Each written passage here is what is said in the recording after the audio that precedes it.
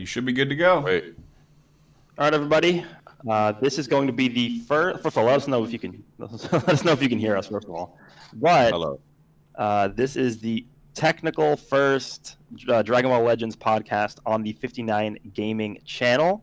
So welcome to everybody here. This is, I guess, a pseudo continuation of the Ultimate Tag Team podcast. So for everybody who's here, welcome. This is a new endeavor for all of us, and we hope that you guys enjoyed this. This is much higher production value. We have a full team working around the clock to make sure that this is working as intended. So if you guys have any suggestions or recommendations for us after the podcast, please let us know. And with that, I'm going to hand it over to Pomzor to take this podcast away. Yo, hey everybody. I'm Pomzor, and I will be your host for today.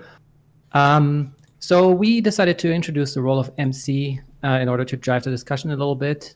You may have seen it on the Dokkan podcast. And today we have quite a number of guests. You might know them, but in case you don't, we have Professor Sensei. Say hi and say like a sentence or two about yourself. Oh, hi. Yeah, I stream daily on Twitch. You were just trying to tune into someone playing Dragon Ball Legends, and I typically strive to hit the top ranks in PvP. All right. Next up, we have Bebop. Yo, what's going on, guys? Bebop here, and hope you guys are having a fantastic day. And yeah, nothing else to say. You guys should know me. I love you, though. Just kidding. All right. Nasdorachi, how are you doing? Good. Now that we're introducing ourselves, I'm actually going to take a minute to pause and turn the Craig bot on. Recording. Okay, yep, you got it for me. Excellent. So, yeah, I'm here. I will be hosting the stream and contributing to the discussion as well. So, everyone hopefully knows who I am because I've been doing this for a little while. But welcome. Thank you for joining us on our new home. We hope to have a lot of exciting things up and coming for you guys. So, stay tuned, and we'll keep the ball rolling. All right. Brad, how are you doing? Doing pretty good. How's it going? I feel like you guys probably know me, Bradical. I play a lot of Legends, and we're going to start playing some different stuff soon, but that's about it, really. Hope you guys are having a good day. That sounds good. Ryuden, what's up, man? What's going on, everybody? Ryuden here, Super Saiyan 3 fan extraordinaire. I'm sure it's already known far and wide. We want to take the time to thank you guys for tuning into this new endeavor, and hope you guys enjoy. Hey, we all do, right? Kuba, what's up, man? Hello. How y'all doing? You know what I'm saying? My name's Inakuba. That sounds like Solid Snake right there, almost. Hi guys, it's your boy Solid Snake, and you guys know me as a Dragon Ball Legends YouTuber. I'm here with the boys. We're gonna be talking about some interesting topics. You know, some Dragon Ball, some things that may not be Dragon Ball. It's 2020. This is that year. Indeed. Indubitably, my friend. Indubitably. And last but not least, we have the homie Goresh. What's going on, guys? Like I said, this is a new thing that we're trying out. We have literally an entire team working behind the scenes to make this work around the clock. I was up till 6 in the morning last night, making sure everything was going smoothly. So that's why my voice might sound a little bit morning-y, I guess. But yeah, I think we're ready to rock and roll here. All right. I guess that morning whiskey did not help that. Definitely not, no. Oh, I need some more. Yeah, whiskey. today we'll have 6 topics that we want to discuss, which are first off the ban wave. I mean, you've already heard the title is the ban hammer. We have the purchasable missions, LR Gohan returning. We have the Galactic Patrol, the free multis, the tease off, I guess, Great Saiyaman 2, and then we'll move on to Twitter questions. So if you want to make sure that your questions appear in our podcast, then just head on over to our Twitter. It should be in the description down below. And whenever we post for our next podcast, you'll be able to post your questions there. And we will then select a couple of questions that we will discuss at the end of each podcast. And with that, let's hop in. And we're going to start off with the ban wave. Goresh, I think you've seen a lot of interaction over on your Twitter on that. So maybe you'll take it away. Yeah, so I guess specifically regarding the ban wave, I did a video on this, but basically the gist of what I got from people reporting what happened to them is pretty consistent with the other ban waves we've had. So pretty much up until this point, this is, I believe, the 3rd big ban wave of the game's history. And for the most part, I think most of the bans are as a result of either people using vendors or people refunding. and the game seems to have a pretty much zero tolerance policy with regards to refunds, because even if you've refunded like once, then the game's gonna like see that as a violation of the terms of service and then ban your account. Like I said in my video that I made, there are certain instances where I could see refunds being like a logical thing to do. Like if you have a kid and they accidentally purchase stuff, you want to get a refund for it. Like I could see that being a valid reason for you to refund, but the game doesn't see it that way. The game sees it as you're refunding something that you shouldn't have been refunding, like because you have the currency still on your account. So I don't know. I mean, there's instances where people are claiming innocence, blah blah blah. So it's a big controversy right now, and that's sort of what we want to talk about here, right? Exactly. Well, So, go ahead. so the one that concerned me is people talking about transferring accounts. Do we have any like verified cases of an innocent person just moving their account from device to device? Well, we Getting have blown up? Dr. Mauld, I think, was one of the ones who, right here, if you're actually seeing on the stream, everyone, I pulled up an image. But here's a gentleman who, he's actually part of the community. He's pretty much a streamer. I mean, I've heard of his name a couple times. Brad, I know you know this gentleman. Yeah. And he said that he like broke his phone, purchased a new phone, like had moved the game over to the new phone while he was getting his old phone fixed, and then switched it back, and then he got banned for that. So I'm sure he can't be the only one, but we have that's one on-screen example we have of someone that is relatively trusted in the community. I mean, he's not like super popular, but as far as I know, like he's got a good reputation. So I would give him the benefit of the doubt and believe what he has to say. The most difficult part about this whole thing has to be the support on Bondi's side as well. Because if you are wrong, kind of like Malt here, it was just an unfortunate situation for him. He wasn't doing anything mischievous. He was just switching between different phones because he kept changing. I'm not sure what his circumstance was, but in terms of getting support from Bondi, I mean, you're left dead in the water. You can go and say, hey, this is my situation. It's unfortunate, but it seems like I was wrongfully banned and communication just isn't there. So that's what makes the situation far more worse and frustrating for a lot of people. I was gonna say, to piggyback on that, right? I believe he mentioned that the reason for the account transferring as well, in between phones is, I think he was in the army, or I believe he still is or was, but he's basically being transferred overseas. So I don't know. I think that kind of correlates to the region aspect of things, because I know with vendors as well, like, you know, if you were to give, you know, the vendor your account details or your ECD file, like they will basically, you know, log into your account, you know, from the account transfer, but it's from a different region. So I guess if Bondi detects like that kind of ping from, all right, well, you're logging in from like Asia, but you're in New York or something, like they'll see that as kind of like weird. So the fact that he's kind of like getting separate phones, getting new phones, and he's, you know, in different countries, it probably detected, probably notified Bondi something, like gave him a red flag. So, you know, I think he's one of the more innocent ones here, though, and I hope that, you know, everything works out for the best for him. See, that's what makes it scary, though. I think for some of us, maybe we were interested in upgrading our device, and because there's this zero tolerance, absolute might ban hammer, and there's very little wiggle room on their end, you don't want to take the risk, because like, what if you want to do a simple transfer and then you do you're part of the, I don't know, collateral, you get hit as well. Well, that's a lot of work, a lot of money, a lot of time that went down the drain. And honestly, it's demoralizing. It's almost to the point where, why would you bounce back? Why would you be interested in playing again when you lost everything like that? So it sounds like all Bandai has to do is have a transparent appeals process that people are confident in, and there's no issue here, right? Yeah, it gets a little complicated too, though, because this game's a little more strict than a lot of other games. Like, for example, we have games like just one that I play, Marvel Duel, where I could have it running on my PC on an emulator and then turn that off and turn the app on my phone and instantly load up my account and switch. So if I'm like walking out of the house, I'm in the middle of a match, I could theoretically close out the app in-game and then reload it on my phone and load back into the same game. So, like, they don't want to do that because it's a risk for vendors, I think. It'll make it easier for people to try and cheat the system of buying crystals. But people are also getting banned just for messing with the ECD file, which, you know, that's the file that contains the data that blocks you from switching your account for 24 hours. And like for example, anyone that has swapped their account with a friend or swapped their account between devices, if you mess with that file too much, they can definitely trigger you for that too. So something to be wary of. Yeah, I mean that's TOS violation, right? Because it's considered tampering with the game.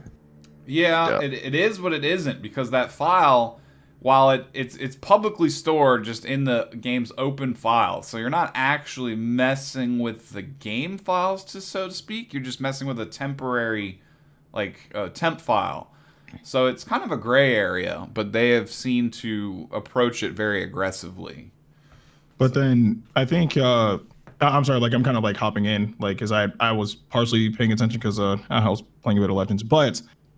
I think the real question is, how do they go about fixing this, right? Because if people are getting wrongfully banned for transferring their account, and we know the reason why, especially back in the early days when it was, getting the cheap stones or cheap crystals or whatever, right?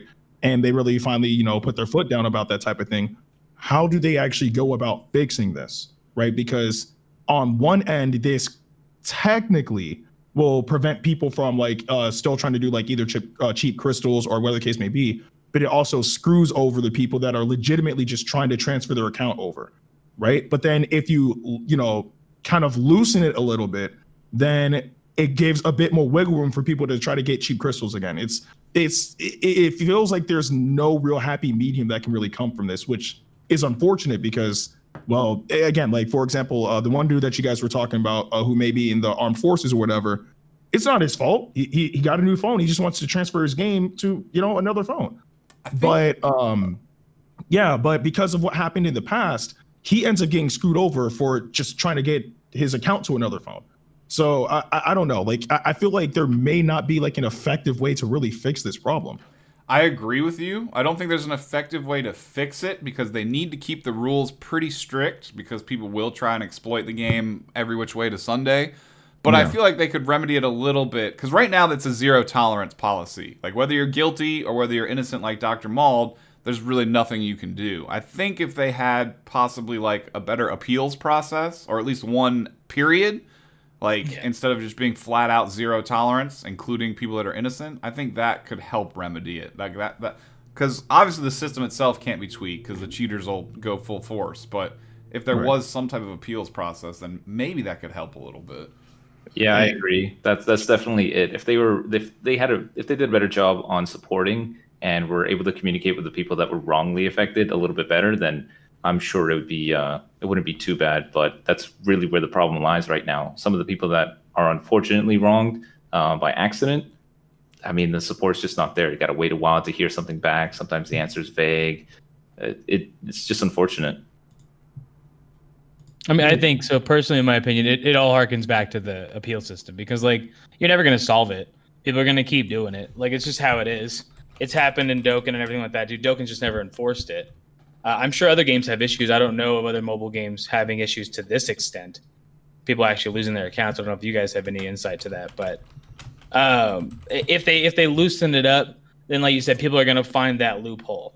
And as much as that sucks, there's not a whole lot else you can really say. What's up, Craig? There's not a whole lot else you can really say at that point. Because if they go too hard on it, then everybody's like, oh my gosh, I have nothing on that. But they don't go hard enough. They're taking a big financial loss to these people who are just refunding money and getting free stuff in the game. And, you could make the argument, well, maybe they got screwed on banners and whatever else, but that's just don't play the game. That harkens back to that. So I don't know. I think it all comes down to everybody should just actually have it investigated and looked at instead of just send a meaningless email to this and hopefully somebody sees it in 6 months.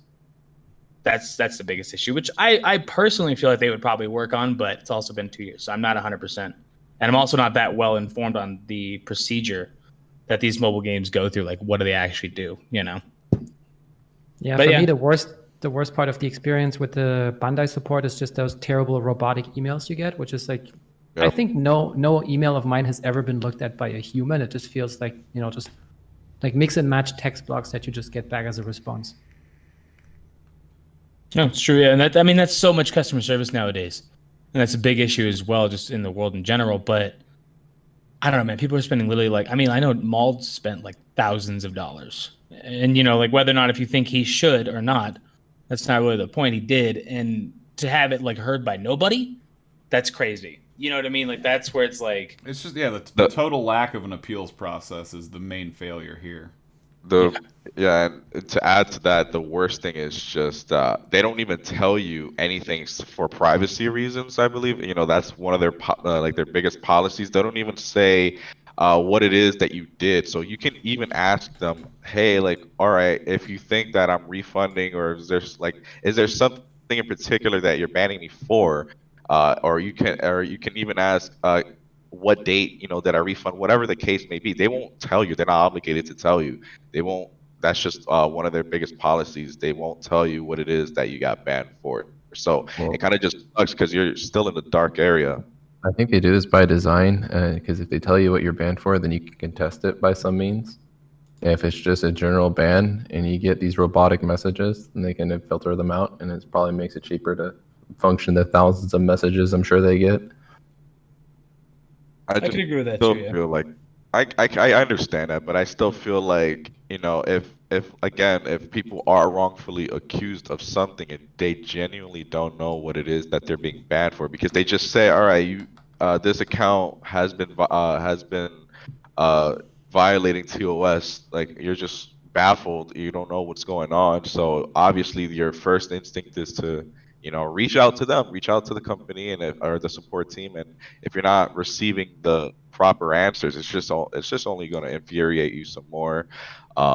You want answers, you have questions, and they deserve to be answered for the most part, at least. I just still don't see the privacy. Like, what is so private about it that you can't tell me what it is that I'm being accused of?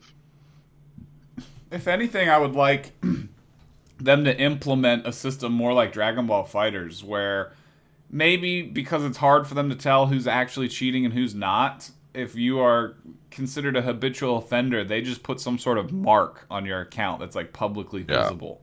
Like in FighterZ, you get the purple name that identifies to everybody that you're a questionable player. Even going back to Marvel vs. Capcom, like when you'd quit too much in that, they'd put a skull next to your name so that everyone knows that you're less than reputable. Like, you're still allowed to play, but people can see that and just choose to not queue with you. So maybe if they took that type of approach, because that's something you can work your way out of too, because if you behave well enough, then the purple name or the little skull next to your name would go away. So it gives people an option for redemption, especially if they were innocent. So I mean, it might suck being wrongfully tagged as a illegitimate player, but at least it's something that you could redeem your way back out of if you prove that you're actually legitimate and not actually messing with stuff. Yeah, I mean, because every game is different. I know, for example, Grad Cross is similar to that, where if you are refunding, they will literally lock your account, I believe, like in the loading screen, and say you can't log in until you pay what you refunded. Like, that's it. Like, no games. Like, oh, you refunded $50? Oh, okay, nice. Good luck trying to log in tomorrow or later on today. And if you don't pay that back, like, that's basically their mentality. And honestly, if Legends did that, I mean, I'm not gonna say like, oh my God, that'd be the best thing, but you know what I mean. Like, I feel maybe that could possibly be a nice solution. Well, I've heard of a. Go ahead. I was saying I've heard of gacha games actually putting your currency negative. Yeah, I think Bleach Brave Souls did that, but correct me if I'm wrong. Like, where it would just be in the red, and you had to earn it back or buy it back before you could make any summons or use your currency. That could work. Yeah, and I mean, this way you would at least have this teachable thing, because if you know what you've been banned for, at least then you're maybe not going to do it again. But if you've just been banned for no reason, or maybe you did a lot of things and you don't know which one they caught you on, then, it's not that kind of teachable thing where you're like, okay, I'll never refund again, I'll never mod again, whatever it is. But yeah, so go ahead. I said, they'll just move on to the next game or create a second account and keep doing it. Yeah, exactly. Yeah. Okay, so we heard a bunch of opinions here. So what I heard was mostly that a lot of people were just refunding or violating TOS with vendors. We said that there should be an appeals process, or that they could, do that the negative currency thing, or just let you know, okay, you've been banned for this. With that, I would like to move on to the next topic that we have, which is the purchasable missions that they gave us for, I believe it was Super Souls, Rising Souls, Zenkai Souls. I've heard some pretty strong opinions from professors, so why don't you tell us about it? Well, I think it's a wonderful premium feature. Even if you're not hunting, for the latest units, like I'm grabbing them right now. My PvP Chrono Crystals, the moment I get them, are going to translate to grabbing 2 more of those missions and grabbing more erasers. And the way I see it is, someday I'm going to end up using skip tickets and energy tickets to just grab those materials, or I'm going to have to spend time out of my day to go get those materials. And so I'd rather just keep PvPing. And so I think it's a steal for me. So I like the boost missions, but I tend to be more on the side of caution here, where it's a good initial step, but my concern is, where does it lead to? You know what I mean? Like, for the All-Star banner, I think the purchasable characters in the form of those missions is fantastic, 100%. No doubt. I mean, 1700 Z power for 2000 Chrono Crystals with 2 guaranteed copies of the newest unit is an absolute steal, no doubt. For the boost missions, though, my concern is, where does it lead to?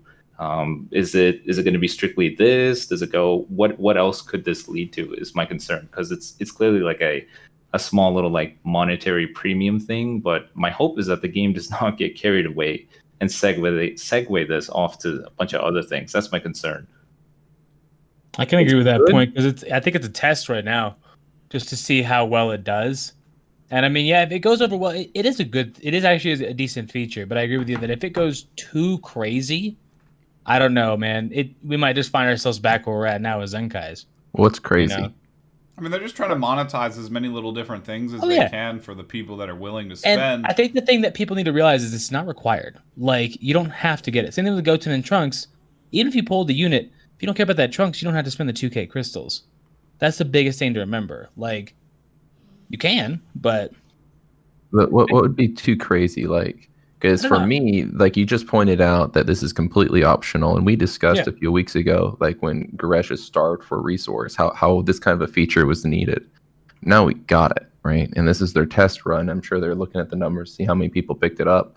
I think it's low enough price that I could grab myself, it's like over 15 erasers and a ton of materials for 500 CC. And like, again, I think it's fantastic. I don't know where it would lead, though. I haven't really thought too much in depth. Just hearing Rayuden say that, it kind of made me think, okay, it was the same kind of feeling when they first made like LFs, and it was like, man, now we're gonna have like LRs in the game. Like, we already went through that with Doken. It was the same kind of vibe that I got with this.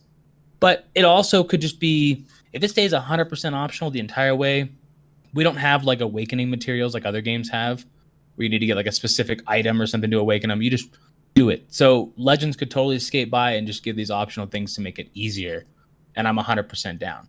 I just kind of don't get my hopes up on stuff nowadays and be like, yeah, this is going to be fantastic always. Because sometimes it turns out not to be. You know what I mean?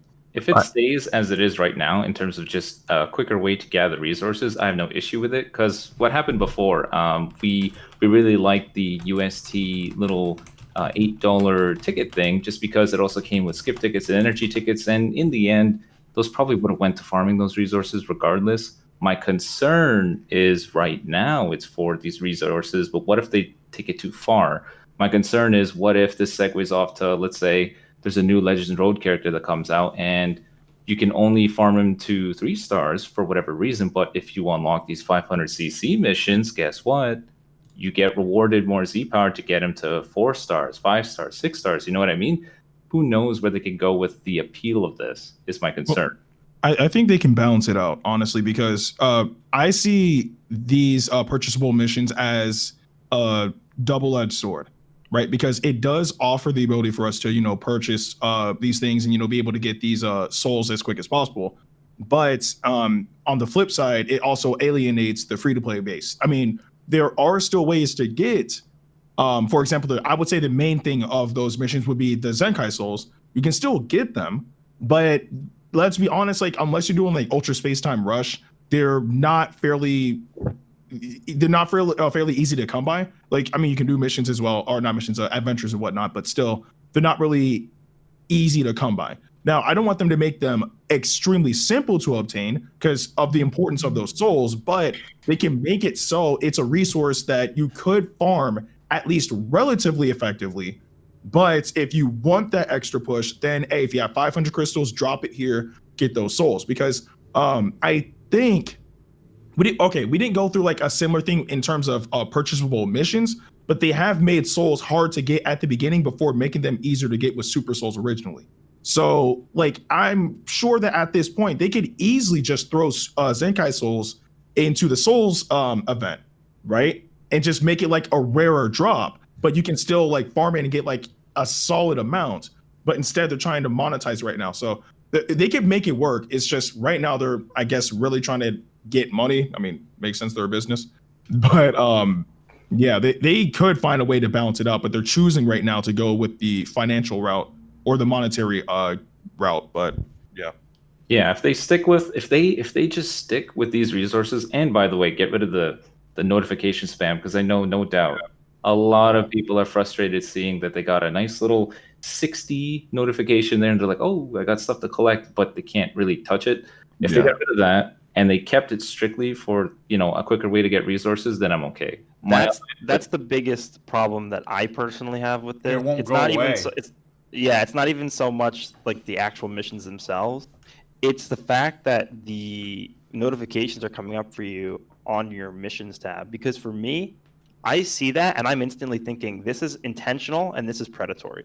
Because something like that, it's psychologically trying to force you to purchase this just so that you can stop seeing the red number on your screen. Because I know it might sound ridiculous, but there are people out there who legitimately like will purchase that just to get rid of the number. Oh yeah, So I did that. That's the problem I have with it. Yeah. I legitimately did that because I had like 40 something like legit of that notification of that red number, and I'm like, bro, I need to get this out of my way. So I just said, screw it, let me just get the CC. It's just 500, right? Like that was my mentality, but that's unfortunately true. That's how people are gonna think. Like, well, if I just get the CC, whatever, you know, they're upset, whatever. But then they're like, you know what? It's fine. It's 500, but that 500 is gonna add up. But you know, like I look at it as long term anyway. That's just me. I don't know if many people will agree, but I look at it, you know, as long term. You know, I think it's a great idea. But like Goresh said, my only nitpick is that, you know, if you don't want to buy it, you should not be getting the notifications that the missions are complete. Only if you accept, you know, only if you purchase it, then yes, of course, you know, you can unlock, you know, whatever it entails you to do to unlock those souls and platinum coins or whatever, all those resources. Then yeah. I agree. I think it's silly that they force you to look at it. It reminds me of other like MMO games where you're fighting your enemies and they drop like chests, and you can hold as many of these chests that have all this epic gear and loot in them, but you can't get the keys. The keys don't drop anywhere in the game. You got to buy the keys from the in-game shop. So you're sitting there holding chests you can't open, and then they advertise the shop page. They're like, buy these keys to get your epic loot from all your chests. It's like, it's literally the same psychological thing that Goresh just said. They're trying to motivate you. And more than it just being psychological too, it literally prohibits you from knowing when you complete a mission that you can actually accept, right? Because you don't know when you actually have a mission that you can accept because it's being sort of like overrode by the ones that you can accept, right? Yeah, you'd have to like somehow keep track of like all the missions that you currently have in order. Yeah. It's silly. I think hopefully let's try to give them the benefit out. I do kind of, the word predatory comes to mind when I see that myself, but I think they've been incredibly nice to us with the training mode. Like, I want to give it like the next patch or two, you know, and see if they just go ahead and make sure these kinds of missions don't trigger that alert unless you have it purchased or something, you know. Yeah, it could be a mistake with their UI. We could give them the benefit of the doubt for a little bit, and they'll address it and fix it. Hopefully that's the case. Otherwise, it does look very greedy and toxic, like Goresh was saying. Yeah, a lot of people were comparing this to Dokkan's version of Pilaf's Trove. It would be great if it was just like that, because it's just a small button in the corner. It's not giving you notifications saying, "Hey, buy me, there's a pack." If they did that, I think we'd all be okay with it. Just tuck it away. Yeah. If your intent really is to get it, then you know where to go. You don't have to be reminded that it exists. Yeah, that's more of one of the tactics of the really desperate games that are free to play, but then like literal ads will pop up and play in the game and stuff outside of your control. It's like something like that you'd expect from a game like that, where they're really being scuzzy, not necessarily from one that we know is making millions of dollars, so. It's kind of funny that until you just said that, Nas, I actually never even considered the possibility that this was just maybe a bug. So thank you for that, because I'm sure that many other people also did not consider that possibility. Yeah, like hopefully it's just yeah. an oversight in their implementation of this system. Like, I think so too. Right. It's brand new. Let's give it the benefit of the doubt. Exactly. I think those are good closing words. So we heard that many people consider those missions a steal, because otherwise you'll have to spend a lot of time farming those resources. And don't forget, even though you get those notifications, you still do not have to buy those missions. They will go away, I think, in a day or two. So if you're annoyed by it, just stick it out and you'll be fine. And with that, I would like to lead over to the next topic, which is the new Legends, or not new, but Legends Rogue Gohan is returning. The Zenkai was mentioned in the announcement. So I don't know, Bebop, what do you think about that? LR Gohan, right? Yeah, I mean, I'm not surprised. I think it's okay, but I mean, I'm kind of scared. I mean, I know they'll lean more towards the Legends Road side of the tag and stuff, but it's just like, I mean, it's Gohan, obviously, Sun Family as well, and we already know Sun Family and / hybrid is kind of scary right now. I feel like this is more a question for Prof here, who literally just mains the FSK and hybrids. But I mean, it's okay. I feel like everybody expected Gohan at least to be released, but not Zenkai. So I'm kind of in between about that. But what do you think about it, Prof? Well, real quick before we go further on the discussion, because I got a few things to say if he's getting a Zenkai. But I could have sworn we had Goresh directly contesting this and saying it should be Gotenks based off the Japanese tweet. Yeah, so Oh, really? This technically brings up another issue entirely, which is the English and Japanese Twitter accounts tweeting out different information. Well, not technically different information, but the Japanese Twitter account tweeted out more info than the English one did, so that's why people were confused. Also, there's more accuracy. Okay. Yeah. I think actually it's pretty stupid, but I think the reason is because of the character limit. You can generally fit in more information in Japanese because there's less characters that you have to type out. But basically, right, they said in the Japanese tweet that they would be going in order of Legends Road events. So next would have to be Gotenks, which means that this Gohan is not going to be Zenkaiing for. We got Gotenks, then we got Great Saiyaman, then we got Piccolo, and then we have Gohan. So it's literally 4 away.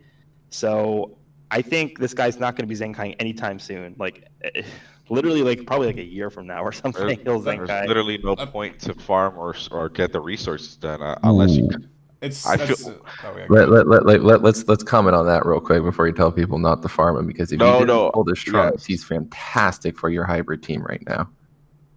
He's. I feel like that's why they limited it to, isn't it? You can't go past 7 stars, so you can only get them to 7. The event didn't get reworked to have like the map with the little tiles on it, so it seems like they just brought it back as like a filler event just to fill some time.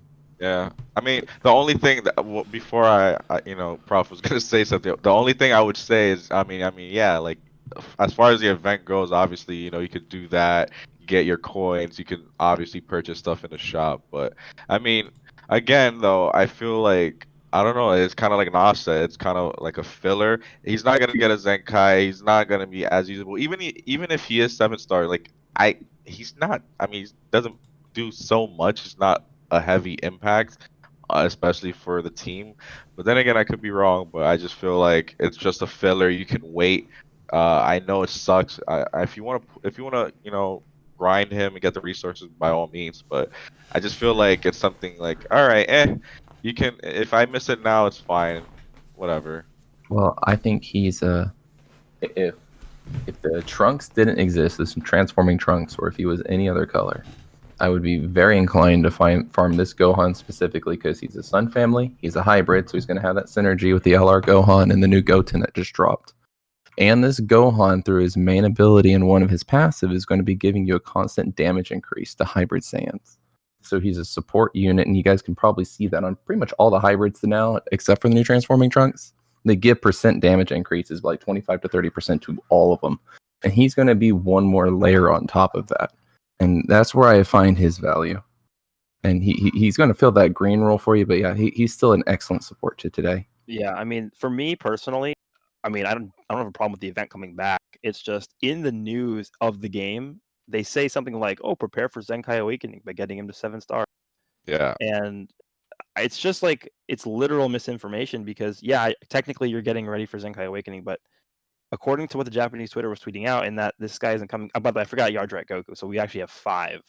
We have 5 Oh my units God. coming before this guy. I mean, look, it's literally going to be probably at least a year, unless they greatly speed up the speed at which they're releasing Zenkais for Legends Road units. Like, I don't know, that just seems like a weird thing to advertise in the news tab, given the fact that they tweeted that out on the Japanese Twitter. So I don't know what to believe at this point, and that's something they have to work on in terms of communication. The what's crazy is in a year the meta is going to change so crazy because of how the meta in this game changes so quickly. Like in a year by now, for all we know, Super Saiyan Rose tag is going to be the meta. What's interesting about these LR units is every single time one of the Zenkais drops, all the old ones get an inherent buff to their kit again. Because you can already just run LR Trunks and LR Goku with pretty much anybody. Now that a third one is dropping, that Zenkai ability is going to feed back into those units. Fourth one back into those units. I can only imagine what the power creep in the game is going to look like by the time we get the 5th and 6th LR. Yeah, and what's interesting is I noticed that it's been a while since we've seen another Legends Road unit. Do you think that we might not see more? I'm very curious about that. They kind of just came to a halt. Instead, they're trying to bring some new life to the old ones already. How many do we have right now? I think we have a full fleshed out team. I'm just surprised not to see some more characters because I'm sure there's a lot that we'd love to see that we don't think really warrant a banner, but we'd still like to see, like Mecha Frieza, for example. That'd be awesome. I think a lot of us would love to see that on Legends Road, but I don't know. They're not releasing new ones for some odd reason. Well, they might make a brand new tag and then go down that tag's list of units and so on and so forth. Not only do we need new Legends Rising units, but we haven't seen a Rising Battle unit in many moons. That was my next thing, but yeah, I agree. Totally, Nas. Well, I was gonna say, like, honestly speaking, I think that we probably will get like more Legends Road units in the future, but I feel like right now things are kind of circumstantial just because of like what's going on in the world that could like hinder them because like lots of companies are losing out of money, so they're just trying to, or I'm assuming that they're just trying to get back on their feet. So that could be a major reason, but I mean, again, that's only speculation. I have no idea. Yeah, I think you could be right. I do think that perhaps it did hinder them severely, but I don't know. I'm sure at this point they're getting the train rolling again. So I'm not sure. Who knows what their plan is for this tag? But I think I just threw that comment out there because I'd love to see more interesting characters because they kind of just came to a halt and kind of like what Bebop said, they stopped with the Rising Battle units too. So who knows where they're going next? I just want to see Bad Man Vegeta. That's all. Big fact. Big fact. And they have to be purple, red, or blue because out of the Legends Road, we already have 2 greens and 2 yellows, but 1 of each of purple, red, and blue. Yeah, I mean, I think if you take a look at the 3 last new free units that have come out, we have I think it's literally Nappa, Android 21, and Kakarot Goku are the 3 newest, just straight up new free to play units that have come out. That I think is their new model going forward for when they're going to release new free to play units. It's just completely I guess attached to their own events, not Legends Road per se. And then they're just going to Zenkai those units at some point to make them more viable. Because right now, yeah, you can farm Kid Goku, not Zenkai him, but he's not going to be usable. So them basically Zenkaiing the Kid Goku is essentially them releasing a new free-to-play unit because he's actually usable now. Same thing with the Blue Trunks. And we're going to see the same thing with Gotenks. And then eventually we will see the same thing with Nappa, I assume, and 21 and Kakarot Goku. And all these units are going to Zenkai. But yeah, I do agree that they have to start releasing new units instead of just Zenkaiing the older ones. Yeah. But once they do that, I think it's not going to be tied to Legends Road. I think it's just going to be their own events like Kakarot, Goku, Nappa, and 21. If they don't do anything, I mean, already this tag it's like the weirdest amalgamation of characters like that have nonsensical connections to each other. So it's such a weird tag, but they definitely need to do something with it. Like Legends Road, that is. I have it on screen, and it's just like, other than to the two characters Gohan, like these characters have no relation to each other whatsoever. Like, but I think that's the point of the team. Personally, I think they want to like try to hit every single tag with the same team that can all function together too. I kind of like that. I don't know. I don't think you were saying if they you don't continue like to them, support it, yeah, but just leaving it with these 6 characters that are, it's just well, really wonky. yeah, we need to expand further. But like I said, I don't mind it being kind of, it's weirdly Sun Family swayed, which is, I guess it makes sense. But I don't know. It doesn't bug me. I like that actually personally. I do hope we get a lot more characters for it. It's just, it's hard to make those assets when you're not going to be putting up a banner. Yeah. You guys know that. I just like that if you don't tie them to Legends Road when their eventual Zenkai comes out, they'll be a little bit broader on who they affect. Yes, I like that too. So I get that you guys want to flesh out and complete the Legends Road team, but I kind of feel like they should just, stop the bleeding and, stick to the new model. I much more enjoy the new units. Oh, the new model is way more versatile for sure. Yeah. But if they were going to do anything, both would be the best option. To have free-to-play characters that are just general characters in a sense that they're more applicable everywhere, but then to also keep fleshing out this weird team that you built.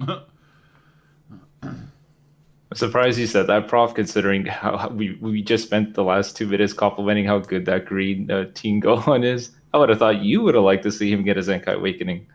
Well, yes and no. I do feel like at this point, after Goten came out, that I'm running the strongest team. I know a few podcasts ago I was insisting that it was still Fusion God Key, but this tilts the scale just ever so much, right? And I think it would just be like, come on.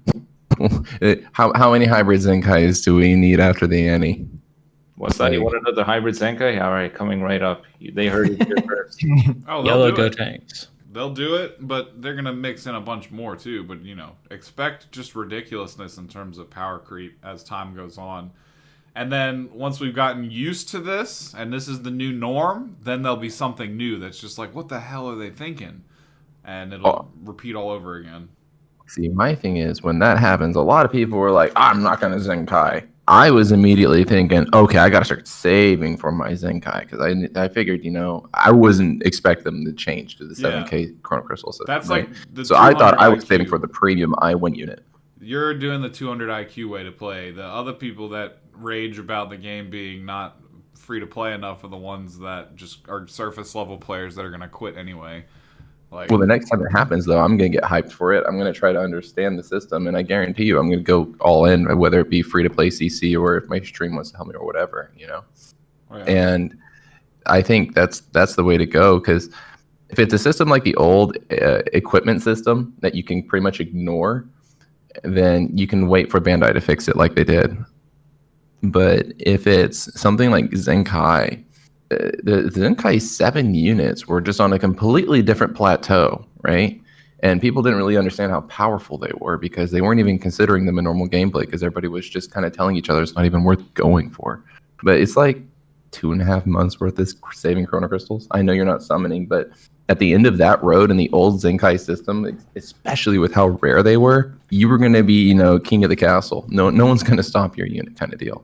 And so that had a kind of appeal to it that you don't have anymore. All right. So what we heard was that you can now grind Gohan up to 7 stars, but that his Zenkai is probably not going to come for a long time just based on the Japanese tweet. So feel free to farm him up if you want to, and if you want to use him on hybrids, hit up Prof. He's your man for everything hybrids related. Next topic would be the Galactic Patrol event. Naz, are you farming that? I've been doing a little bit of it because it's one of those daily limited type things that they've thrown out there, and it's a little bit more involved than like the daily let's play or the choose, like to pick your own little one thing. So I like it when they do stuff like this. It kind of reminds me of like the Snake Way event that they did, where it's a better way of motivating you to play every day than logging in for adventures. So I much prefer stuff like this, where you can get the rewards, you can do all the various things that they want to kind of exploit you for to be playing the game, but it's a much better format than adventures for getting me to log in. And yeah, I'm so happy that they came out with this thing, because I think for the longest time we've all been saying, we're at our resources, we got so many events that want skip tickets, energy, the opportunities to get them are very limited, and there's a lot of things that we'd like to get, and it'd be great if we had some sort of way to get skip tickets, energy tickets, and lo and behold, we got this little mini, once a day, here's a little bit of energy and skip tickets. I like that. I'm glad that they did this, because it's exactly what we were asking for. We need some more resources, and here it is. I think it's perfect. I like it a lot. Yeah, and like I said, this is a great way to motivate you to log in every day, besides like the adventure slog, and getting some of these resources are something that everyone needs. If they always have something like this running, there's really nothing to complain about. There's nothing bad about this in the slightest. And PvE is boring, but it's not even the final stage is level 3,500, so it's pretty easy to just get it out of the way quickly. Yeah, I think this new event's really cool. It's basically like an alternate reality Snake Way event, where instead of getting multi-Z power, you're getting just a bunch of other resources that can help in some way, right?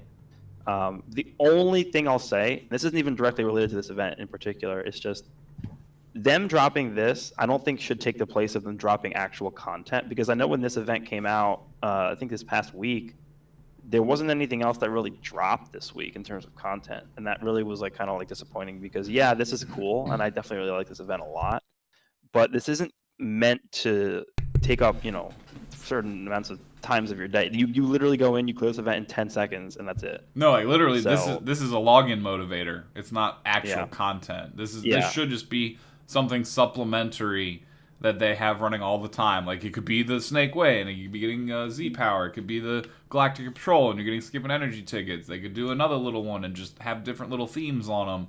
But this should always just be incentive to log in, not actual, all right, sit down and play the game type of content. Supplementary event is a great way to put it, I think, for this. I think. Yeah, go ahead. Sorry, go ahead.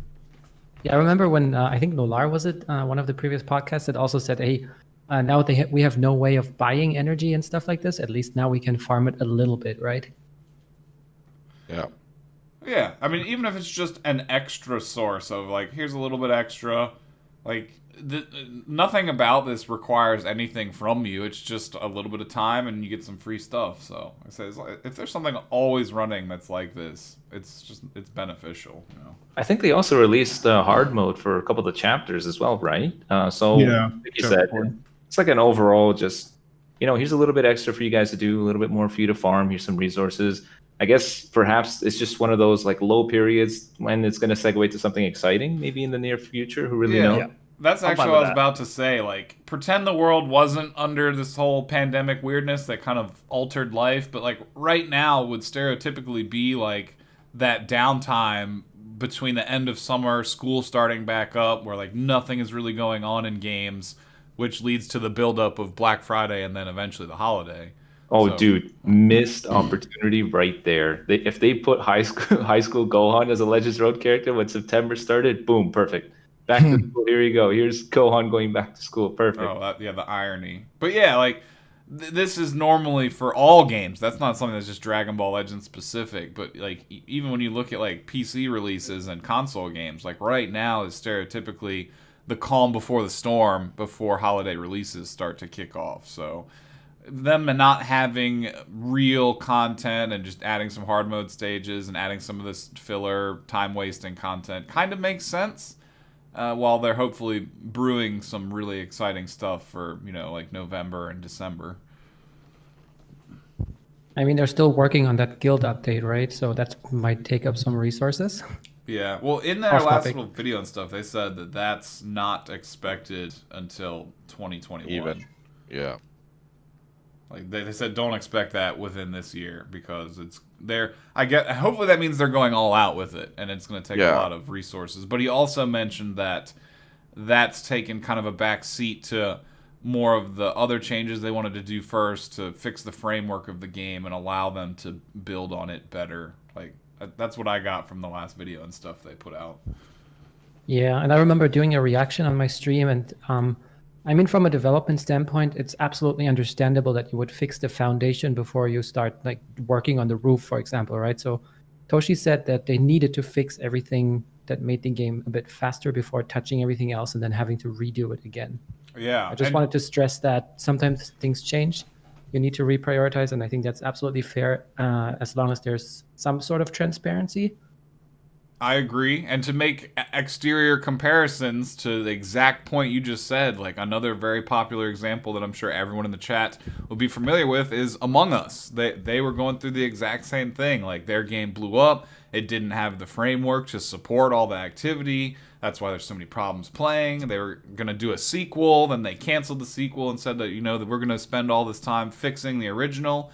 And people have been fairly tolerant with them.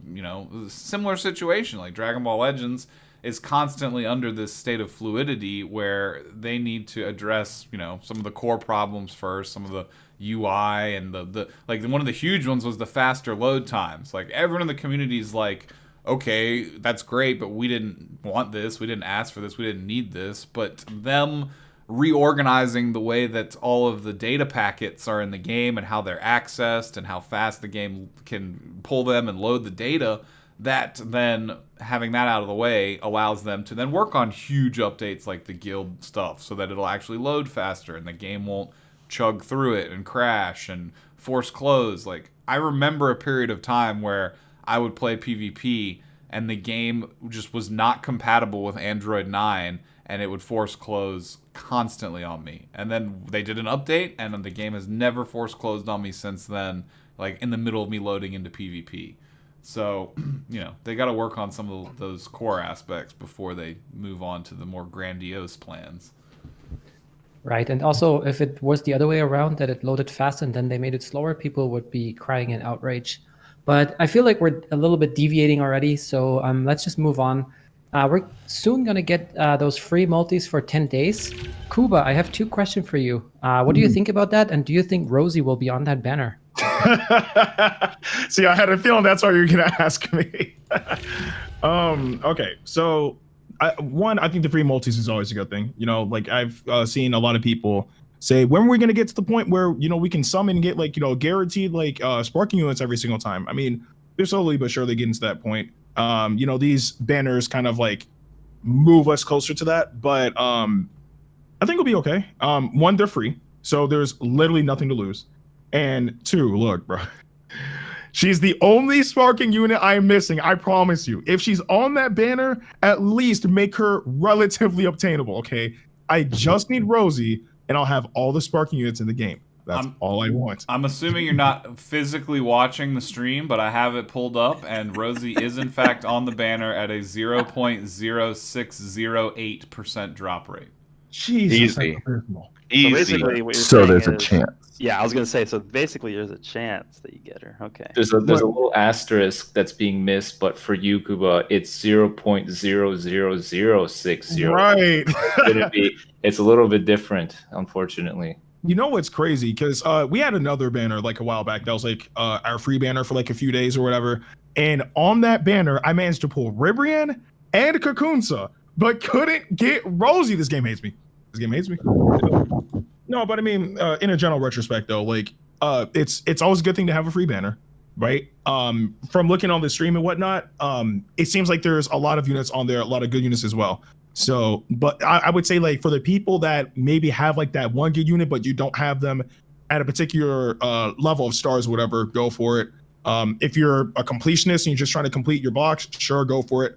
But I see this more so for new players, right? Because new players are probably going to have a limited amount of crystals. They're still learning the game, but they want to be able to get those units that could at least hold their own every now and then, right? That's what this primarily seems like it's for. So if there's that one person, it's just just spitting random units, whether they're good or not. But I want Transform and Gogeta, he seems cool. you have the opportunity to do so. Oh, I want Super Saiyan Rose Goku Black. You have the opportunity to do so. So, I see this as perfectly fine. I mean, again, it's free. Now, if it costs like 1,000 crystals, then now we got a problem. I better get like 20 of these units per multi, but in a general retrospect, it seems fine. It's mainly for the new players, the way how I see it.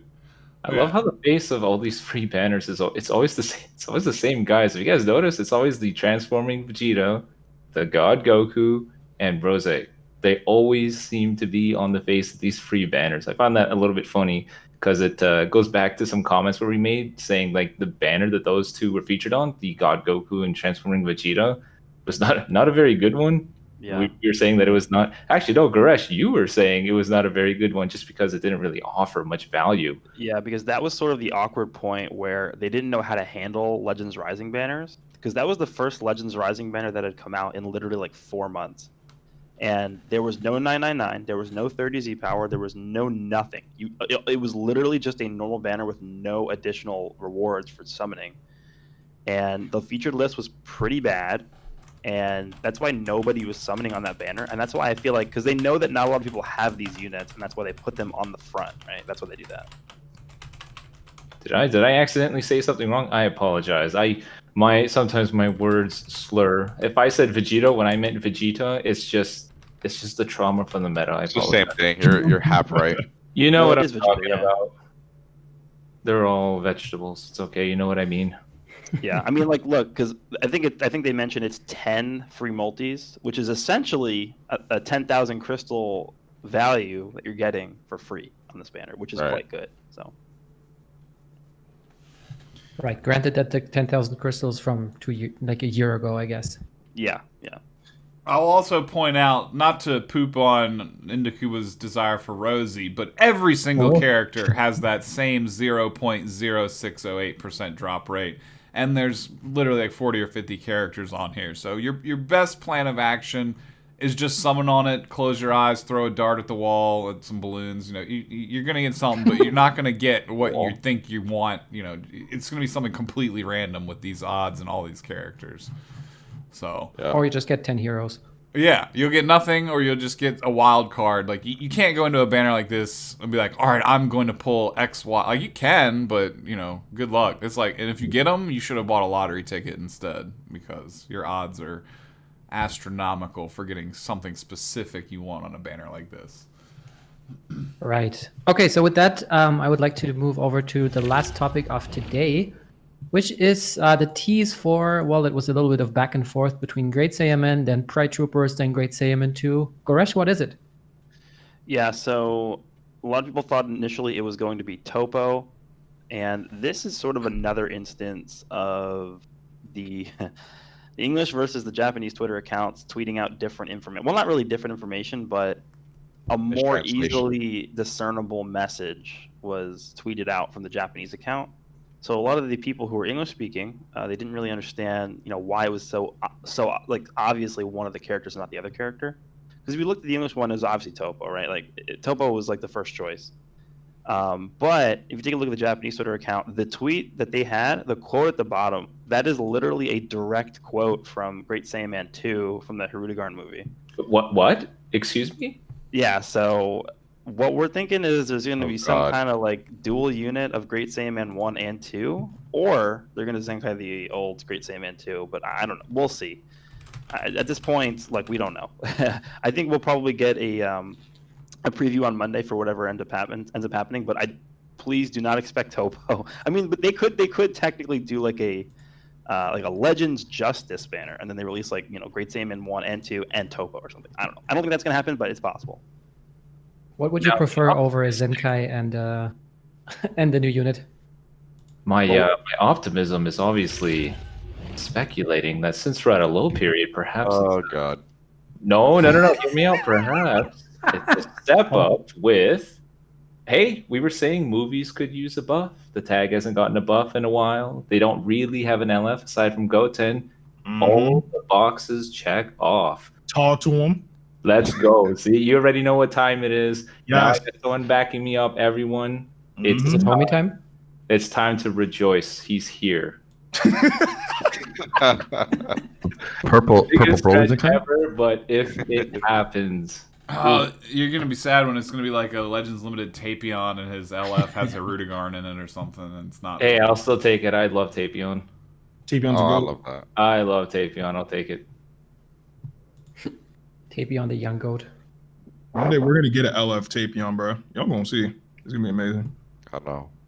We've Yeah. been saying for the longest time we want that Goku. You know it far too well. We've been saying for a long while. Everyone was saying it too. Like for the movies, who would you want getting an LF? Gogeta? Pff, who cares? What we really want is that Goku. We want Dragon Fist 100%. It's perfect. Perfect moment to do it. Drop it now. Do it, Toshi. Right And now. Press the button. Sandman 2 is one of those characters. I'm looking at her kit right now. Like, if they were to Zenkai this one as opposed to release a new one, she's got a very light kit. Like, it's a very easy read when you compare it to someone like, Vegito Blue, for example. So she could really benefit from a well fleshed out Zenkai if they go that route. Well, that's a fair comparison. I could see it. I mean, Right. if they did Zenkai Awaken 18, perhaps they're still on the train of maybe we should buff up female warriors, but And then a new banner with movies, and then she could interact with them as well, potentially, too. yeah, I the- can the- see it. The best Sorry, part go about this Great Saiyaman 2 unit is that she's a counter to LOE, who's like obviously the best team in the game right now, Yep. right? Yeah, that's like that is part of the like she needs like her kit is 3 lines on the first passive and 2 lines on the second passive. So like she would need some more lines on these Zenkai abilities to make up for that. Yeah. What if they're dropping all these anti-LOE in preparation for a really nasty LOE? Then I would be okay with it. But at this point, it's been a year since we've gotten a new LOE unit that hasn't been an LF. So I thought you were Yeah, I about to say it's been a year since we got an LOE unit. I was like, didn't we get like LF Frieza? well, yeah, but I mean non-LF. Yeah. Who? LF who? Oh, true. I don't even know what that is. Did that person even have a banner? I don't think. Is that even a Nah. Dragon Ball character? I'm sorry, I've never heard of Did it. you mean Frieza? Reza. It's been a All right. solid minute since he's come back. Yep. What is it, like 7-8 months now? I don't know. It's like I think almost we're- 6, approaching 7 months. Yeah. I think he's in the dead zone. I saw him there when I was still there a couple of weeks ago. And the crystal ball. Yeah. Yep. All right. So I think it's time to take a quick break, and then we will move on to the questions from Twitter. Again, if you want your questions read out and discussed in the next podcast, make sure to follow us over on Twitter at 59gaming1 and post your questions under the thread when we post it for the podcast. We will be right back, so stick around.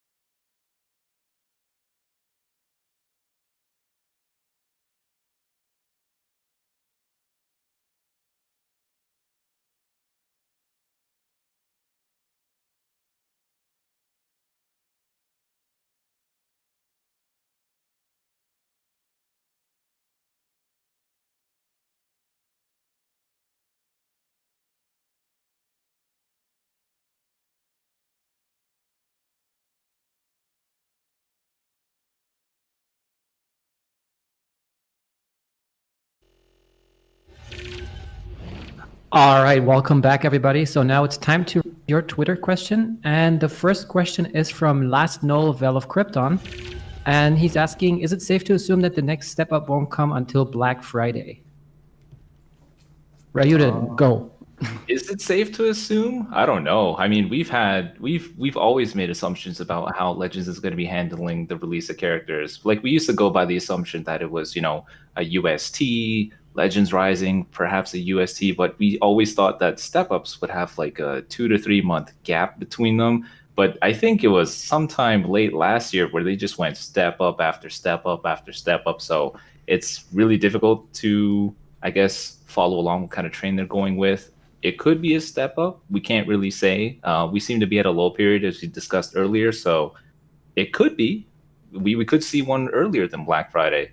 We know for a fact that Black Friday is a pretty exciting time. They usually bring out Goku Black related characters for whatever reason, but I don't know. I can't really say. It's always up in the air. Who knows? Keep in mind that last year we had the Super Saiyan 3 and Kid Buu step up in October. Oh, But this year, the Majin Vegeta step up was later in the month of August than the Goku and Frieza step up from last year. So I think it actually is a safe bet to say that we're probably not going to get another step up until Black Friday, at least in my opinion. And then to add to that, if there is going to be one, remember, they could still do something like the LF Vegeta, LF Frieza, like a mini step up, or just some filler characters just to kind of bide some time and bring back something that's not like a hype step up with brand new characters, but there could still be some type of crystal drain that they put out there before the major events start hitting as well.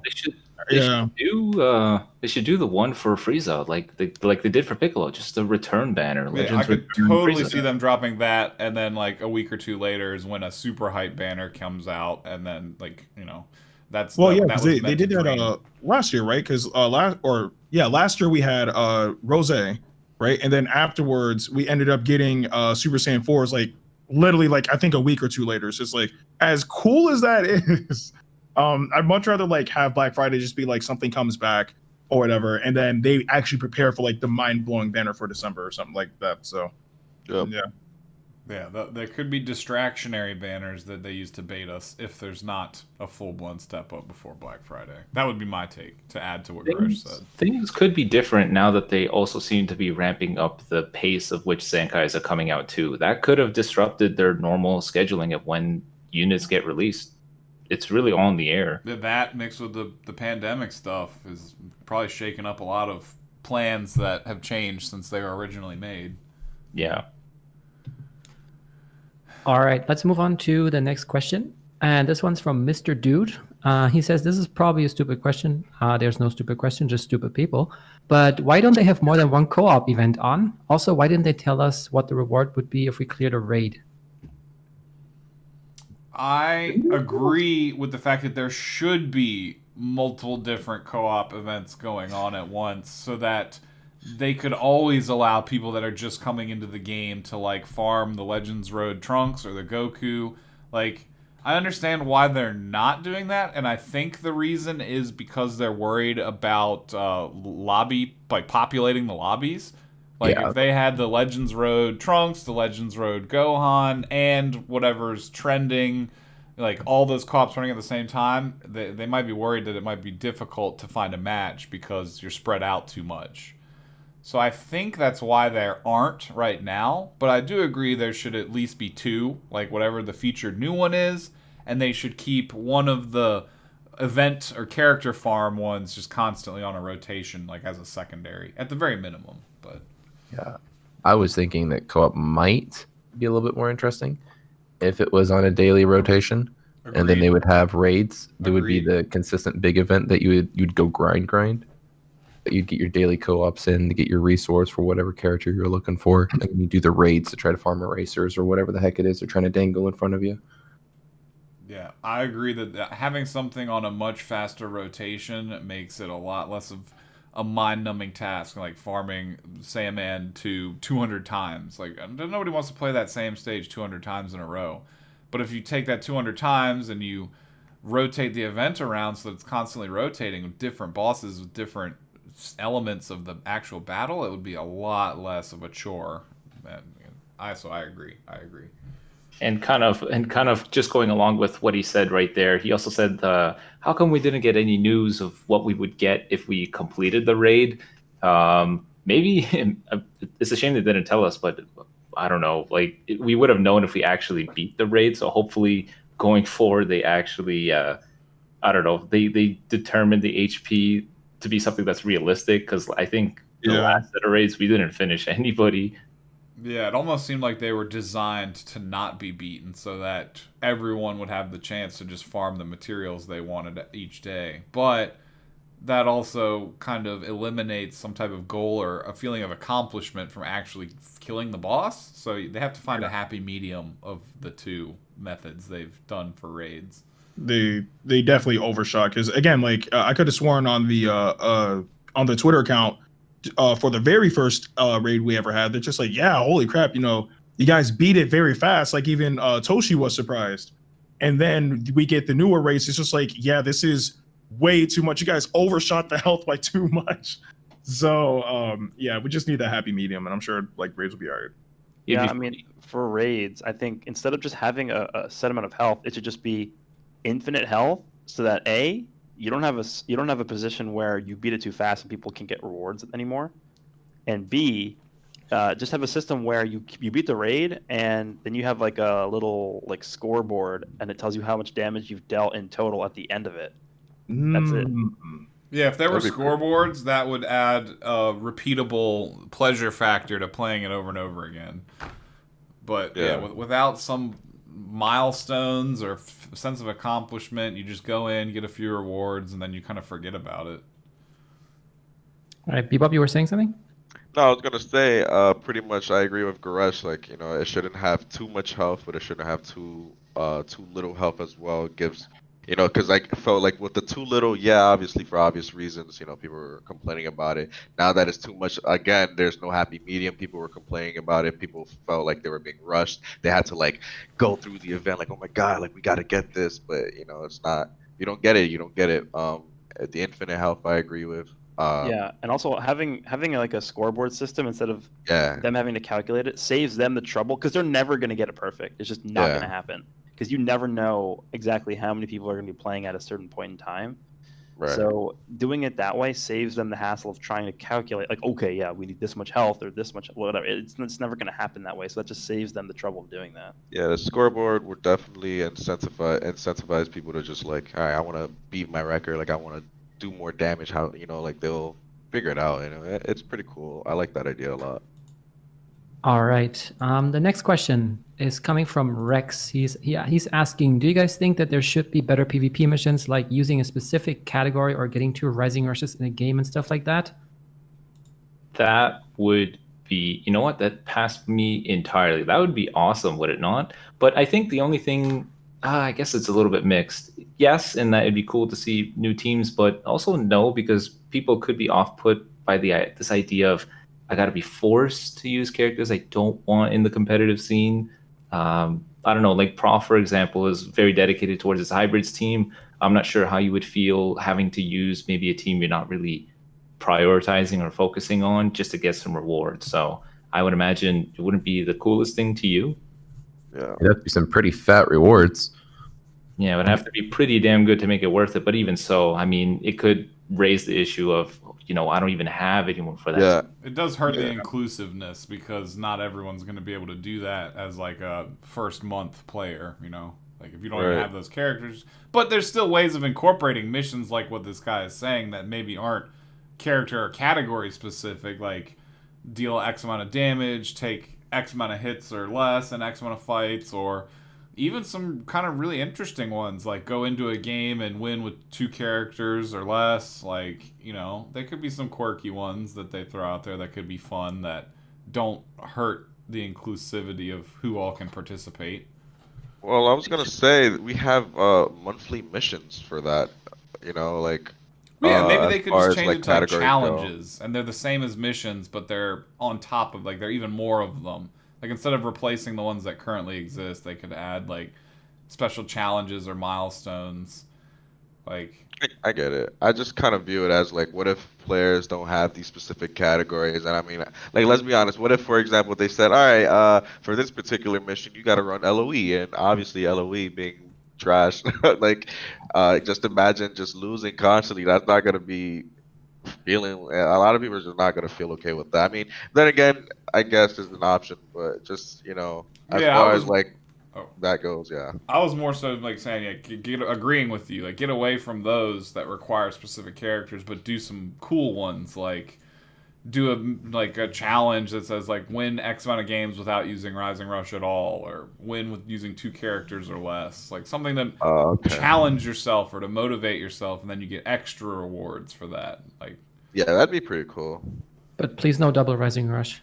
yeah, maybe not Yeah. 2 or more, but maybe like win 10 games in a season without using a Rising Rush at all, and then you'll get an extra little and milestone. you get like a good amount of rewards for that. They Yeah, can even that'd come up be with like a little title for stuff like that, where you're like, "No Rush Master." There's your title, like, and boom, people would eat that up. They would love that.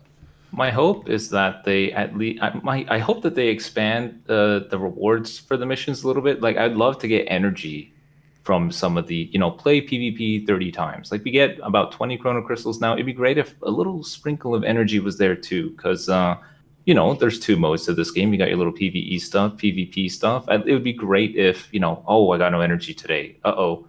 Well, I can jump into some competitive games and get rewarded and, jump right back. I think it'd be great if they provided more important resources from PvP to make it more spicy, I suppose. Like, not just energy, a couple skip tickets too, maybe souls too. Why not? Just trickling of souls.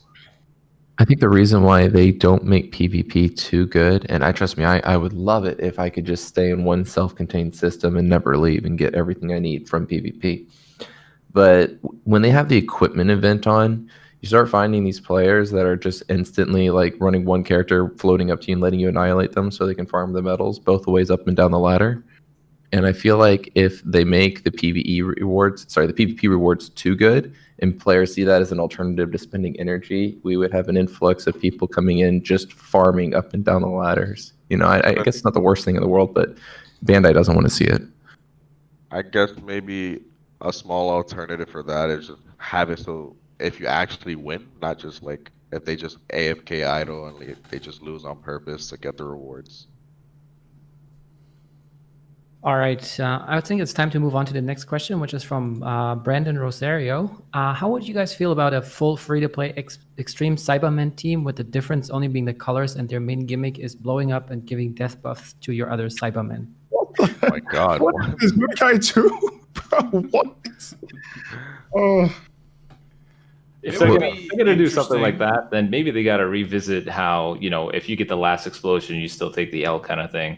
I know that they set it up that way because, think about how easy that is. It's a one-on-one. You're both really pressured into trying to make sure that you get priority here, and your opponent just like, haha, I go boom, and then they win. That's not fun. But that would be super interesting, just nuking everybody. Giving death buffs to your other Cybermen, that's kind of interesting though. They could do that, or the same thing with like Cell Juniors too, and repeat the feel of it. Like, yeah, it'd be cool for those little quirky, weird teams that, like certain people like using that nobody else will use, but just fun. Like the EX Super Warriors team right now. Like you'll find some people that just love using it just because they like those characters, but. This I feel like would be a team somewhat similar to that. Like, yeah, you could use it. It's more for fun and just laughs, and I would not be against it. I wouldn't be opposed to it either. All right, next question is from Ryan Tilloctor. I guess I just botched your name, but Ryan, the tech guy. So 16 self-destruct is meant to deal a fixed amount of damage, but how do we figure out what the exact amount is? Like every time I see it being used, I feel like it deals various amounts of damage. Maybe somebody can shed light onto this one. What I know from using it is it is a fixed amount of damage, but there's 3 different fixed amounts of damage. There's fixed amount of damage using it on neutral. There's a different fixed amount of damage for using it on type advantage, and there's a different fixed amount of damage for using it on type disadvantage. it's like, and it's basically like 50% less, the full effect, and then a 50% bonus to the fixed amount of damage from those 3 scenarios. What? Yeah, and also keep in mind that you can buff the damage that it deals with the green card, right? That And his affects blue the card, yeah. damage. And his blue card, yep. So it is a fixed amount of damage, but it has all those variables you have to factor in as you're blowing yourself up. Like, have you used 1, 2 green cards, a blue card? Do you have another character like Chatsu or whoever who buffs self-destruct damage? You know, those things all factor in. And then neutral, type advantage or type disadvantage. Yeah, because that green card can actually infinitely stack. Yep. The only thing that doesn't stack, well, it's potential to stack, but it's limited, is his special for 25 timer counts. It does an additional 30%. But yeah, just keep in mind, you know, obviously depends on your stars, it depends on your team, it depends also on, you know, the amount of green cards you use too. All right. The next question is from Shablam. And I think we partially talked about this already, is do you think Legends not notifying why you were banned specifically is another mishap on their part? It seems like they're asking for newer controversies. I'm not really sure. I mean, that really depends on the company, because there are companies out there that will tell you why you were banned, and there's companies out there that's just like, if you want to figure out more, then you can look at this, right? And you know, in their TOS, they're pretty straightforward-ish, I should say, about what goes against it and whatnot.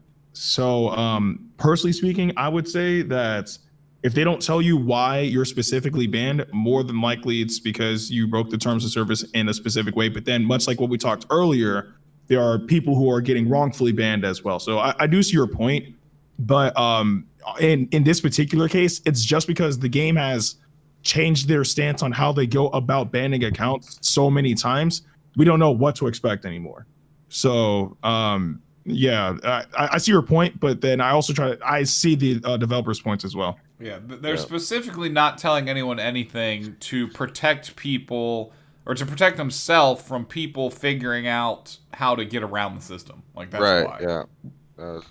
I was going to say that as well. If they give out any information, people out there will exploit it and try and get around it, and that to protect us, they just don't. Be like, oh, like I know how to get around this. You know, you can talk to me if you guys are experiencing the same issues, and people will file the same report and excuse, and you know. So I understand the dev side too. I know it sucks, trust me, but you know that's something you gotta kind of bite the bullet with. They even explicitly say, you know, for legal reasons and privacy reasons, we can't notify you. We're not obligated to tell you. Like, that's just as simple as it is for them. Yeah. And it's kind of hard to accept for us, but that it is what it is. You say it's hard to accept for you, but they literally force every single one of us to hit yes and accept it upon your first login to the game. Like, you have to agree to their terms to even play the game. So, I mean, while it does suck, it's just, I mean, and it's very similar for other things too. Like, you could say the same about certain Twitch streamers that seemingly got banned for no reason, or, you know, YouTube, or it's pretty much the same everywhere.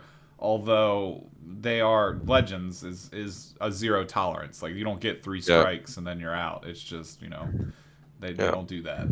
So.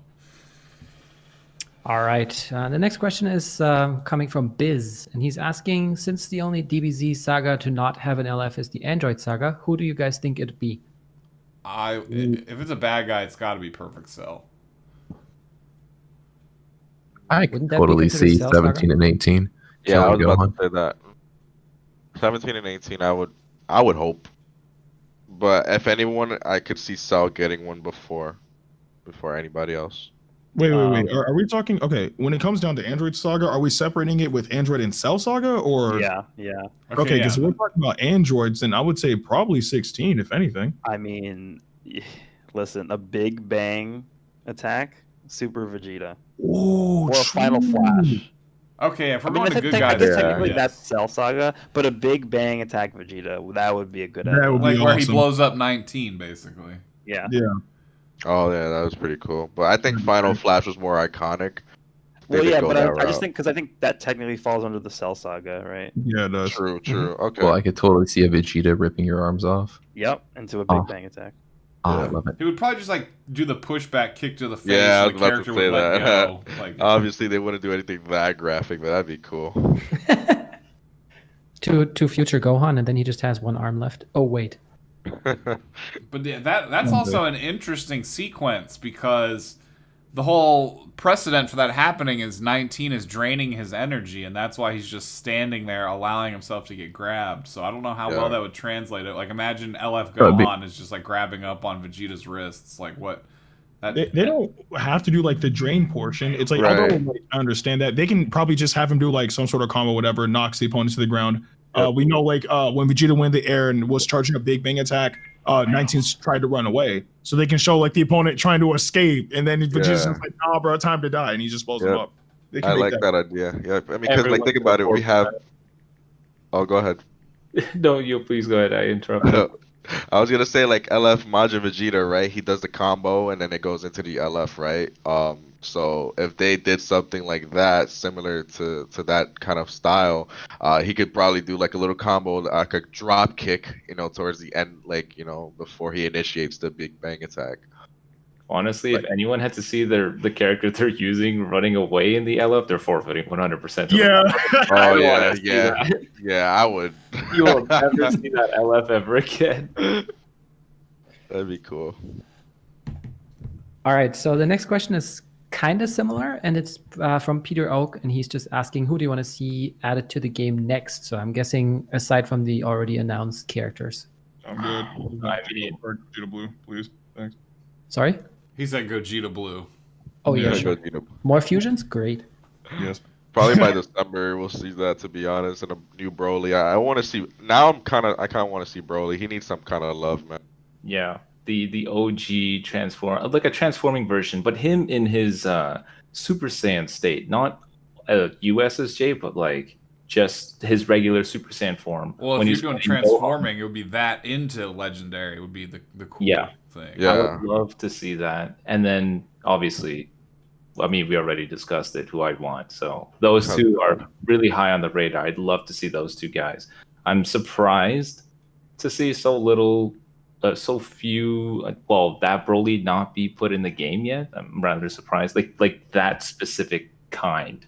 I'm surprised to not see it yet, but maybe they're saving it for something really cool. Wait, you said Super Saiyan Broly? So the one that faced off against Gohan in the volcano, and then like a transform. Oh, Broly's second coming. Okay, yeah. Like that form doesn't really get represented very well in Dragon Ball games. I would love to see that transforming to his Ultra Super Saiyan state. That would be really cool. Okay. Honestly, to see the original Super Saiyan Broly, just to see the blue hair, because he was looking kind of clean, you know what I'm saying? But Yeah, I was gonna say we don't really have blue hair Broly in many games. yeah.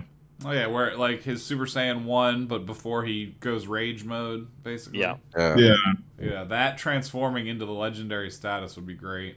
I kind of just want them to hurry up and get the Tournament of Power units out of the way so that we can start seeing the revisitation of all the units to get there. Like, we need a transforming Rose, but I don't know if we're going to get that before they kind of finish the Super arc. So, like, let's get all the vanilla versions of the Tournament of Power super characters out so that they can go back and start making the more OP second versions of all the characters. Like, that's kind of what I want. Prof, what about you? Who do you want to see next? Oh, yeah, it definitely hasn't changed. I want to see a Mighty Mass hit the scene. I don't care how he comes, be a LF, he can be a duo unit, whatever. LOE? No, Halloween. Oh, I thought you were telling them the LOE tag, like they just suffered enough. No, I'm saying Mighty Mass could probably drop in Halloween. I could see that. In a costume warriors. What about like Angel Gold and Frieza? Of course. Yeah. Halloween needs something at this point, right? He'd be a good transformer unit too, just from his like final form with the Halo to the golden form with the Halo. Or at least a Mecha Frieza. I mean, Jesus, we don't. Yeah, Cyber Frieza and King Cold would be another great one. Like they could align perfectly with Dokkan. Like we saw the V-Jump saying that Dokkan's going to get a transforming Angel. Yeah, and Frieza. so is Kakarot. Or not Angel, actually, but just Golden. But I mean, people are saying, of course, that I said that, but like, realistically speaking, like the tag really needs help. Oh yeah, they do. I agree. Yeah, I think Mecha Frieza and King Cold dropping on a banner together would be really great for LOE. Yeah. I think honestly, out of those two, I'd probably aim for King Cold, just because like he's literally never in any Dragon Ball games like that. Like apart from like Tenkaichi and like what, Dokkan and Heroes. That's really it. I guess No love. I guess it's the popularity issue at that point. Yeah. Like, it's just like, okay, it's King Cold, yeah. Throw him on a banner with a new Trunks that kind of corresponds. Maybe an to him. EX King Cold, that'd be cool, but that's it. Yeah, but then watch them like drop 3 Yami and Spopovich or whatever before one King Cold. Ugh. All right, we got one last question, and it's from Joseph Ho, and I feel like I have to clarify that's H-O. Who's going to be the next Zenkai? You know. I mean, isn't it? We'll probably think the Gotenks, right? No, I don't think he's next. I think it's. Okay. Yeah, I Is mean, it the Sandman 2 stuff they've been teasing? that's what I was thinking. It could be that. I mean, I think it's going to be a new character. Yeah. I don't know. Like, it's really hard to say because we have nothing to go off of, right? Yeah, I mean, then again, they literally Zenkai whatever anyone unit. at this point. Like, they could pick the second most popular choice from the survey that we all just did, or they could just, like put a That would bunch of be names in a Vegito. hat and pull one out. I guess the second most popular one would be Vegito Blue, huh? Yeah, I was about to say that. Well, yeah, not including, like, the troll answers. Like, you know. But, yes. But I mean, like a lot of people play like Green Bardock. I know people play Broly on there. Super Saiyan Bardock would be great. Yeah. Super Vegeta. I think it's gonna be Super Saiyan Bardock. I'm gonna just throw it out there. I think so. He's been so heavily power crept, man. It's not even funny. Like I'd actually like to see him like come back with like something. The sad thing is his buffs are still relevant, but the character himself is useless, like functionally, when he's in the field. But I kind of want to see like Rage Vegeta get one. the purple one, purple that one? was never Yeah, the purple useful one. ever. He was always bad. Yeah, He's even always on bench. release, he was dead on arrival because purple red did not need him. Yeah. So I would, if I had to select the top 3, I'd say what would you say? Super Saiyan Bardock, probably Super Vegeta, and probably the God Goku, like the red one. Yeah, he's Do pretty you don't terrible. really think Broly doesn't need one? Like I really think like if we were to Purple get Broly, yeah. Broly a Zenkai, he'd definitely pop back up in the meta. Yeah, I think and he'd he's be like such one a of the last clean- to get a Zenkai, to be honest. Everything about his like character model and his design is super clean, so he would be great to like. Yeah. his- He would single-handedly revive the movie team. Oh yeah. Think about the purple movie units right now, and then I even Bro. I like playing with him in English or Japanese because listening to them scream, like the voice lines they pulled are really good, like because they're newer from the movie, so it's not like from their treasure trove of old Xenoverse sound files. Like everything about it, he's really good. Yeah. Although they do use a lot of Xenoverse voice files in this game, though, Oh, which is kind of yes. especially for Xenoverse Trunks. and Heroes, they draw upon like very heavily for all their pre-recorded stuff. The worst is the purple Super Saiyan 4 Goku. Like his full times 10 Kamehameha. Like it's like 3 different voice lines they've chopped together. Like Yeah, I noticed that too. yeah.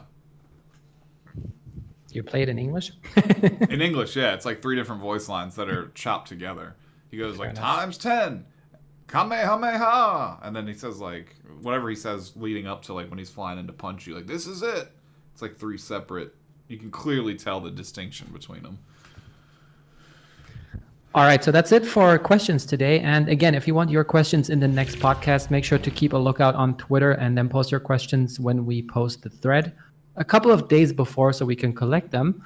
And with that said, make sure to first off follow us on Twitter. Follow us over on Twitch. Both of them are at 59gaming1. And make sure to head to the description and follow our content creators, Bebop, Radical, Goresh, Nasdorachi, Ndukuba, Professor Sensei, and Ryuden. My name is Pomzor. I want to give special credit also to Hydros, Kamo, Bebop, and Muldux for all the graphic work they did. And this pretty much concludes our podcast.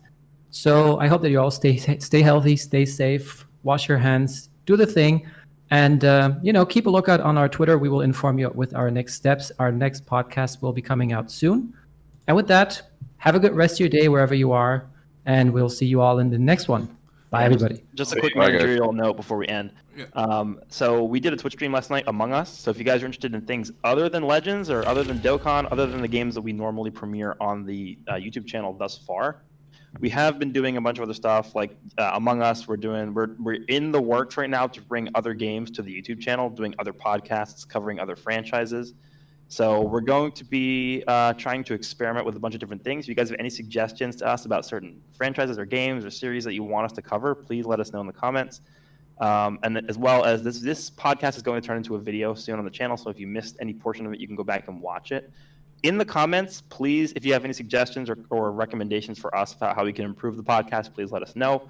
We're always doing our best to improve this. This is a full steam ahead production, full force. I'm literally around the clock trying to improve this. So, and I can say the same for everybody else as well. So again, thank you guys for coming. Hope you guys enjoyed, and I guess we'll see you all in the next one. Yeah, that's all I was gonna pop in and say. I got the Twitch channel playing. So if you guys, I know during the Legends podcast, I used to play, Legends on screen or Among Us, other games on screen, but now we have an official outlet for some of that other content. So hopefully we'll see you guys everywhere else, and that should be it, right? We're pretty much done. All right. Yes. That's it. Bye, everybody. Alrighty, we'll see you guys Bye. next time. Peace out, everybody.